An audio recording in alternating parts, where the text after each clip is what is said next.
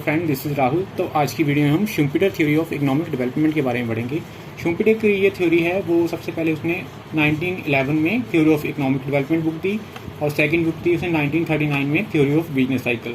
इन दोनों बुक्स में उसने अपनी थ्योरी को डिस्क्राइब किया है। इसने बताया है कि जो कैपिटल इकोनॉमी होती है, पूंजीवादी अर्थव्यवस्था, कैपिटलिस्ट इकोनॉमी, ये किस तरह से विकास करती है, उसने शुम्पीटर में इसमें व्याख्या की है। तो आज देखते हैं हम कि Schumpeter theory of economic development क्या है। तो शुम्पीटर ने इसकी पहले डेफिनेशन दी है। शुम्पीटर के मुताबिक आर्थिक विकास है जो एक अनिरंतर एवं स्वचालित होता है। अनिरंतर मतलब एक कॉन्टीन्यूस प्रोसेस नहीं होता और स्वचालित है ये कि ऑटोमेटिक होता है। तो अब शुम्पीटर है उसने अपनी थ्योरी में बताया है कि जो आर्थिक विकास में उसमें इनोवेशन और एंटरप्रेन्योर, एक तो इनोवेशन और सेकंड एंटरप्रेन्योर है, इन दोनों का रोल होता है इकोनॉमिक डेवलपमेंट में। उसने दो तरह के एलिमेंट लिए हैं जो कि आर्थिक विकास को निर्धारण करते हैं। एक तो होते हैं भौतिक तत्व और दूसरे होते हैं अभौतिक। जो भौतिक तत्व होते हैं इसमें होती है लेबर और लेबर के इस्तेमाल किए जाने वाले जो वो इस्तेमाल करता है लेबर, जैसे वो कोई लेबर यूज़ करता है जो मशीन्स वगैरह, वो उसमें भौतिक तत्व आते हैं।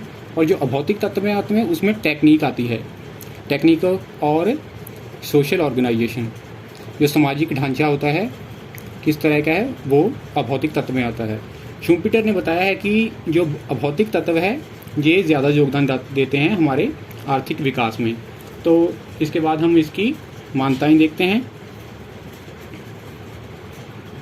सबसे पहली है फुल एम्प्लॉयमेंट। जो इकॉनमी है हमारी उसमें पूर्ण रोज़गार है, मतलब कि सारे लेबर हैं जो उनको काम मिला हुआ है।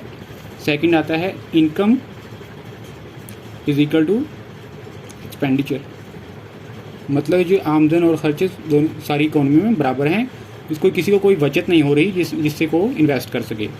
थर्ड में आता है, इसने उसको सर्कुलर फ्लो ऑफ इनकम बोला है, मतलब कि इकोनॉमी जो कुछ भी इनकम होती है उसको पूरा खर्च हो जाती है, इसको बोला है सर्कुलर फ्लो ऑफ इनकम। इसकी तुलना उसने एक जीवात्मा की तरह की है जिसमें कि जो रक्त का प्रवाह है वो चलता रहता है। ये हमने इसकी थ्योरी और मान्यताएं देखी। अब नेक्स्ट में हम इसके देखते हैं जो उसने अपनी थ्योरी में विचार दिए हैं, कुछ इनोवेशन इन्वेंशन के बारे में, उनके बारे में देखते हैं। तो अब हम इनोवेशन और इन्वेंशन में डिफरेंस देखते हैं। जो शुम्पीटर है उसने इनोवेशन को महत्ता दी है और इन्वेंशन को नहीं। इन्वेंशन होती है वो खोज होती है जो कि वैज्ञानिक द्वारा की जाती है, लेकिन जो इनोवेशन है वो एक उद्यमी करता है। जब वैज्ञानिक कोई खोज कर देता है तो उसको जब उपयोग में लाया जाता है तो वो इनोवेशन बन जाती है। इस तरह उसने इनोवेशन को महत्व दिया है। मतलब जो इन्वेंशन है वो एक वैज्ञानिक खोज करता है, लेकिन जब वो उपयोग में लाई जाती है वो उद्यमी के द्वारा तो इनोवेशन बन जाती है। अब हम नेक्स्ट देखते हैं difference between entrepreneur and capitalist. जो एंटरप्रेन्योर होता है उसको उद्यमी बोलते हैं और कैपिटलिस्ट पूंजीपति। जो पूंजीपति होता है वो अपनी पुरातन जो पूंजीपति होता है वो पुरातन रास्ते पर ही चलना पसंद करता है, लेकिन जो एंटरप्रेन्योर है उसका काम होता है कि उसको रिस्क टेकर बोलते हैं। जो पूंजीपति होता है, मान लीजिए एक फैक्ट्री का मालिक है, वो हर साल जितना प्रोडक्शन करता है उसमें उसे मान लीजिए 20% उसे प्रॉफिट हो रहा है, वो इसमें संतुष्ट हो जाता है। उसको पता है कि मुझे 20 नहीं तो 10% तो प्रॉफिट हो ही जाएगा। लेकिन जो एंटरप्रेन्योर होता है वो होता है रिस्क टेकर। वो कोई भी नई चीज़ को प्रोड्यूस करता है, उसको बेचना चाहेगा। उसे कुछ नहीं पता कि जो उसने नई चीज़ प्रोड्यूस की है वो मार्केट में बिकेगी भी नहीं बिकेगी, उसको लॉस भी हो सकता है। तो जो इकोनॉमिक डेवलपमेंट का काम है वो एक उद्यमी के द्वारा ही स्टार्ट किया जाता है। तो नेक्स्ट हम देखते हैं रोल ऑफ बैंक्स। हमने जो इकोनॉमी देखी थी उसमें मान्यता में देखा था कि पूर्ण रोजगार है और आमदन और खर्च बराबर हैं। वो जो एंटरप्रेन्योर है, नया उद्यमी, उसने बिजनेस सेटअप करना है तो उसके लिए पैसा की ज़रूरत पड़ेगी और पैसा वो बैंक से ले सकता है। और इस टाइम में जो बैंक्स होते हैं वो ज़्यादा उधार निर्माण नहीं कर रहे होते, तो उद्यमी को बड़ी मुश्किल से लोन लेना पड़ता है। और तो इसलिए इकोनॉमिक डेवलपमेंट में रोल ऑफ बैंक्स है जो वो महत्वपूर्ण कार्य कर सकते हैं।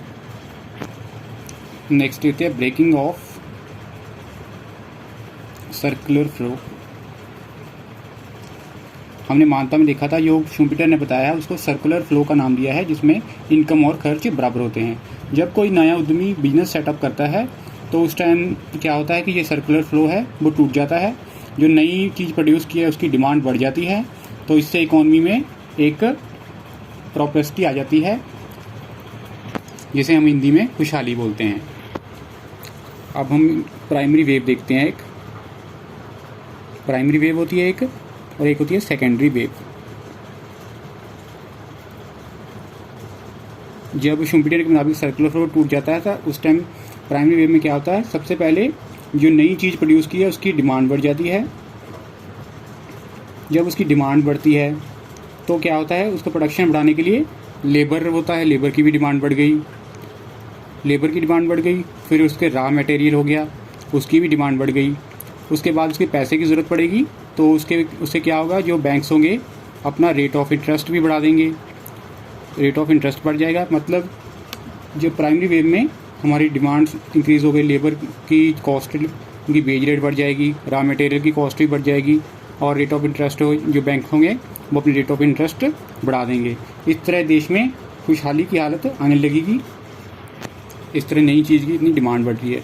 लेकिन ऐसा है कि इसमें एक ट्विस्ट भी आता है, जो नई चीज़ की जब डिमांड बढ़ जाती है तो जो पुरानी चीज़ें होती है उनकी डिमांड कम हो जाती है, तो इससे उनमें उनकी जो पुरानी वस्तुएं हैं उनकी डिमांड कम होने लगती है।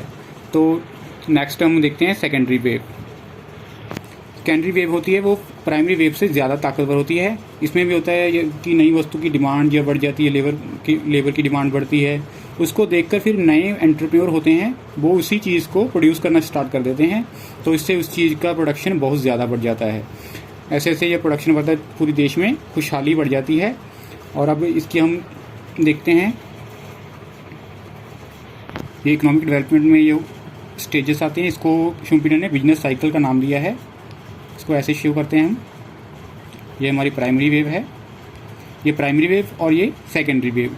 सबसे पहले ये हमारा इस टाइम पे हमारी इन्वेंशन हुई, ये पहला पीरियड है हमारा, इसे बोलते हैं हम प्रोस्पेरिटी पीरियड। नेक्स्ट पीरियड है हमारा वो है रिसेशन पीरियड है सेकंड हमारा, और थर्ड पीरियड आता है हमारा डिप्रेशन का, और उसके बाद लास्ट में आता है रिवाइवल। सबसे पहले पीरियड में होता है जो खुशहाली होती है, इसमें डिमांड बढ़ती है, लेबर की डिमांड बढ़ती है, रॉ मटेरियल की कॉस्ट बढ़ जाती है, रेट ऑफ इंटरेस्ट बढ़ जाता है, पूरे देश में खुशहाली की हालत होती है। इसमें सारे उद्यमी हैं वो आशा के माहौल में होते हैं, ज़्यादा से ज़्यादा इन्वेस्टमेंट होता है। लेकिन एक टाइम ऐसा आता है कि इन्वेस्टमेंट बहुत ज़्यादा बढ़ जाता है और डिमांड इतनी ज़्यादा नहीं होती, देश में इतनी ज़्यादा सप्लाई बढ़ जाती है, तो उससे क्या होता है, जो डिमांड कम होने लगती है तो प्राइस भी फिर से डाउन होने लगते हैं, और फिर धीरे धीरे कम होने लगता है और प्राइस डिमांड कम होने लग जाती है। इस तरह क्या होता है कि जो इन्वेस्टर होते हैं वो उसमें कोई भी नया इन्वेस्टमेंट नहीं करता, जो पुराना इन्वेस्ट किया होता है उसी से काम चलाने लग जाते हैं। और लेकिन फिर भी जब डिमांड बहुत ज़्यादा गिरने लगती है तो उसके बाद जो डिप्रेशन पीरियड में आ जाते हैं। इस पीरियड में क्या होता है, जो इन्वेस्टर होते हैं वो अपना डिस इन्वेस्टमेंट करने लगते हैं, मतलब जो इन्वेस्टमेंट ने पैसा लगाया होता है उसको बाहर निकालने लग जाते हैं। इसको बोलते हैं मंदहाली की हालत। इसमें क्या होता है, जो लेबर है उसको बाहर निकालने लग जाते हैं, अनएम्प्लॉयमेंट फैल जाती है, जो कच्चा माल है उसकी भी डिमांड कम हो जाती है, रेट ऑफ इंटरेस्ट डाउन हो जाता है। रेट ऑफ इंटरेस्ट डाउन होता है फिर भी इन्वेस्टमेंट नहीं होता, क्योंकि रेट ऑफ इंटरेस्ट से एक तो इन्वेस्टमेंट तो बढ़ता है लेकिन जो मार्जिन रेट ऑफ रिटर्न है वो भी कम होती है। इस तरह कोई इन्वेस्टर है वो इन्वेस्टमेंट नहीं करना चाहता। लेकिन ये पीरियड होता है काफ़ी लंबे समय के लिए नहीं लगता, धीरे धीरे क्या होता है कि डिमांड फिर से शुरू होने लगती है, तो इसको रिवाइवल पीरियड आता है। इसमें जो उद्यमी होते हैं फिर से इन्वेस्टमेंट करने लग जाते हैं और देश पहले एक स्थिर अवस्था जिसको बोलते हैं उसमें आ जाता है। लेकिन हम देखते हैं ये अवस्था है जो पहले से थोड़ी सी हाई होती है और ये पहले वाली कंडीशन आ जाती है। तो अब जब इकोनॉमिक ग्रोथ होगा दोबारा तो वो यहाँ से स्टार्ट होगा, ये ऊंची अवस्था है। अब जब दोबारा शुरू होगा तो उसमें क्या होगा, जब नया उद्यमी कोई फिर से नई इन्वेस्टमेंट करेगा तब ये फिर से पीरियड दोबारा स्टार्ट होगा। तो इस तरह देखा कि जो हमारा जो है पहले से ऊंची अवस्था में पहुंच चुके हैं। नेक्स्ट हम देखते हैं एंड ऑफ कैपिटलिस्ट।